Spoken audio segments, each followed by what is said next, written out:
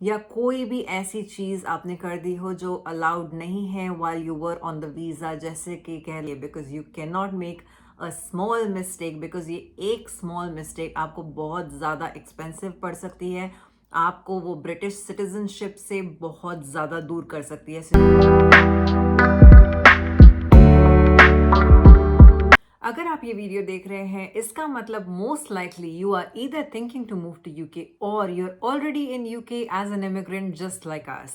So if you are watching this video, इस video के through हम आपको इंफॉर्मेशन देना चाहते हैं क्या है वो सारी मिस्टेक्स जो आपने नहीं करनी चाहिए। बिकॉज अगर ये मिस्टेक्स आपने कर दी, इवन दो आपने सारा कुछ सही किया है अपने 5 ईयर पीरियड में जब आप वेट कर रहे हो to get your ILR, but eventually एक मिस्टेक आपको इतनी भारी पड़ सकती है कि आपको वो ILR से दूर कर सकती है, आपके सारे एफर्ट्स पर पानी फिर जाएगा and it will stop you from getting the ILR in the UK.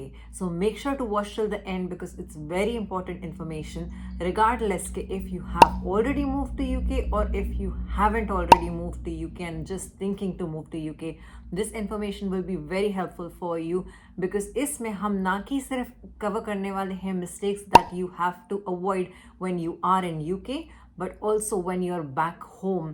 So to make sure you get your ILR in the UK successfully. So जो सबसे पहली चीज आपको मैं बोलना चाहूंगी, do not wait to watch this video until you're ready to apply for ILR, because you have to know all these things today so that when you're ready to apply for ILR, you haven't made any of these mistakes and you're ready to make your application and get the success in it. So before we go ahead with the video, मुझे comments में लिख कर बताओ कि how long have you lived in the UK, और अगर आप नहीं मूव हुए हैं UK अभी तक और सोच रहे हैं मूव होने का, तो on what visa are you thinking to move to the UK? Please let me know in the comment. ऐसे बहुत सारे वीज़ा टाइप्स हैं जिसके थ्रू आप अप्लाई कर सकते हैं for ILR in the UK. सो सबसे कॉमन और जो सबसे कॉमन रूट है to get the ILR in the UK, जैसे मोस्ट ऑफ द इंडियंस या पाकिस्तान से जो लोग आते हैं वो यूज़ करते हैं, वो है स्किल्ड वर्कर वीज़ा, जो कि बहुत कॉमन है। उसके अलावा भी बहुत सारे वीज़ा रूट्स हैं जिसके थ्रू आपको मिल सकती है इंडेफिनिट लीव टू रिमेन या ILR इन द UK। सो जो सबसे पहली और एक बहुत ही कॉमन मिस्टेक है वो है excessive absence from the UK। सो जिसका मतलब है अगर आप हॉलीडे पे जा रहे हैं या किसी ट्रिप पर जा रहे हैं, बैक होम जा रहे हैं और आप वहाँ पर जाकर 180 डेज से ज़्यादा रह रहे हैं। So 180 days is the maximum that you can spend outside the UK in 12 months period.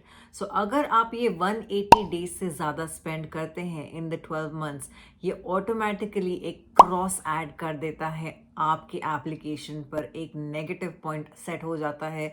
So you have to make sure कि जब आप एक हॉलीडे पर जाएं, आप अपने नोट्स में हमेशा पूरा टाइम रिकॉर्ड रखें कि आप कितने टाइम के लिए जा रहे हैं, कितने दिन स्पेंड करने वाले हैं। बिकॉज ना ही सिर्फ आपको इस चीज़ का रिकॉर्ड इसलिए रखना है क्योंकि you have to make sure कि 180 डेज से ज़्यादा आप बाहर ना स्पेंड करें। प्लस जब आप ILR का एप्लीकेशन करते हैं, वहाँ पर भी मोस्ट लाइकली आपसे ये पूछा जा सकता है कि आप ओवरसीज़ कब गए थे, किस डेट से किस डेट तक गए थे, और उस टाइम पर बहुत सारा टाइम लग जाता है पासपोर्ट लेकर बैठने में और टिकट्स देखने में कि कब बाहर गए थे, किस डेट पर फ्लाई किया था, फ्लाई आउट किया था, किस डेट पर रिटर्न हुए थे। तो अगर ये आपने अपने नोट्स में रिकॉर्ड करके रखा हो, तो जब आप एप्लीकेशन करते हो आपका प्रोसेस बहुत ईजी हो जाता है, आपकी लाइफ सिंपल हो जाएगी। सो सेकंड जो पॉइंट है वो है इमिग्रेशन इश्यूज। ये बहुत बड़ी और इम्पॉर्टेंट चीज़ है और ये आपको रिगार्डलेस फॉलो करना ही चाहिए, इमिग्रेशन रूल्स, इमिग्रेशन लॉज। सो सबसे बड़ी चीज़ जो कि है वो है, कॉमनली देखी जाती है, ओवरस्टे। अगर आपने ओवरस्टे कर दिया है तो ये ऑटोमेटिकली आपके एप्लीकेशन पर एक क्रॉस सेट कर देता है। अगर आपने किसी चीज़ को हाइड किया है, अपने इमिग्रेशन रिलेटेड कोई इशू को हाइड किया है अपने एप्लीकेशन पर, वो इवेंचुअली उन्हें पता लग ही जाएगा और वो एक काइंड ऑफ एक फॉल्स मिस इन्फॉर्मेशन देना और एक गलत तरीके से आपका प्रोफाइल उनके सामने पोर्ट्रे होता है, तो वो भी एक बहुत ही नेगेटिव चीज़ है और आपके अगेंस्ट में जा सकती है। सो इमिग्रेशन रूल्स फॉलो करना इस कंट्री में बहुत ज़्यादा इंपॉर्टेंट है। सो यू मेक श्योर कि आप इमिग्रेशन रूल्स हमेशा फॉलो करें। जब आपके वीज़ाज़ रिन्यू करने होते हैं, रिन्यूअल का टाइम आता है, टाइम टू टाइम अपने वीज़ाज़ रिन्यू करें और इमिग्रेशन रूल्स को फॉलो करें। अगर नहीं करोगे तो इसका एक बहुत ही ज़्यादा नेगेटिव इम्पैक्ट होगा जब आप अप्लाई करेंगे ILR के लिए। सो जो अगला पॉइंट है वो है ऑफेंस एंड क्रिमिनल कन्विक्शंस।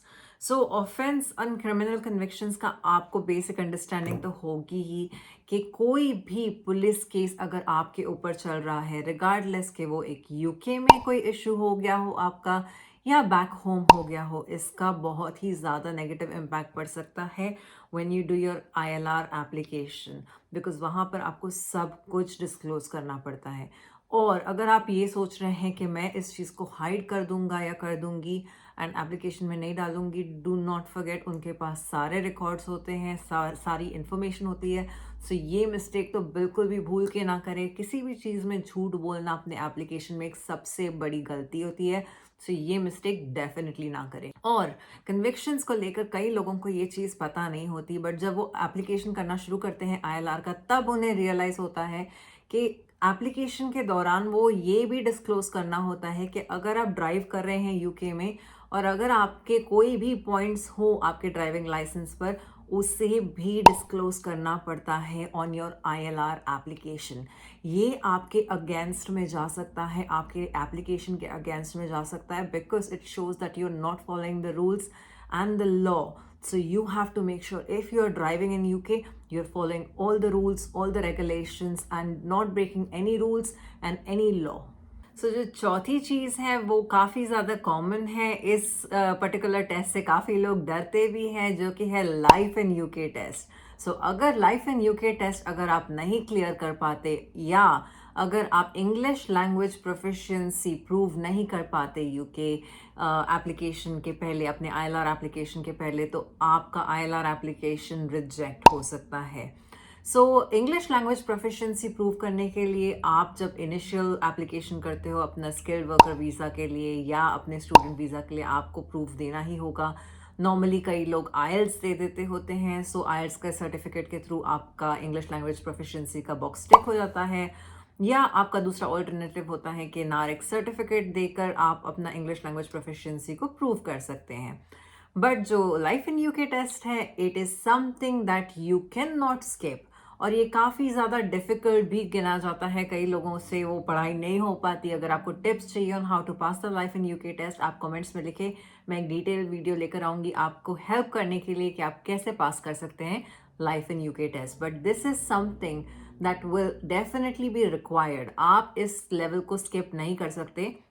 सो मेरा सजेशन होगा, जब आपको पता है कि आप रेडी हो अप्लाई करने के लिए फॉर ILR, टाइम नज़दीक आ रहा है, सो अपनी पढ़ाई करना शुरू कर दो and get ready to pass your life in UK test, because कोई भी ऐसा तरीका नहीं है जिसके थ्रू आप स्किप कर सके वो लाइफ इन यूके टेस्ट। आपको वो टेस्ट देना ही होगा to get the ILR in the UK. So जो पांचवी चीज़ है और जो फाइनल चीज़ है वो है adverse behaviour in the UK, जिसमें कई सारी चीज़ें आ सकती हैं। जैसे कि कह लो कि आपका कोई टैक्स एवेजन का कोई इशू हो, आपने अपना टैक्स प्रॉपरली ना पे किया हो टू द HMRC, या कोई भी ऐसी चीज़ आपने कर दी हो जो अलाउड नहीं है while you were on the visa। जैसे कि कह लो कि you have access to public funds when you were not allowed to access the public fund। ये सारी चीज़ें आपके अगेंस्ट में जा सकती हैं। So you have to make sure कि जब आप अपने वीज़ा पर हो, आप टैक्सेस टाइम पर पे कर रहे हो, आप कोई भी पब्लिक फंड्स को एक्सेस नहीं कर रहे हैं, स्पेशली जब आप वीज़ा पे हैं, क्योंकि most of the visas do not allow to access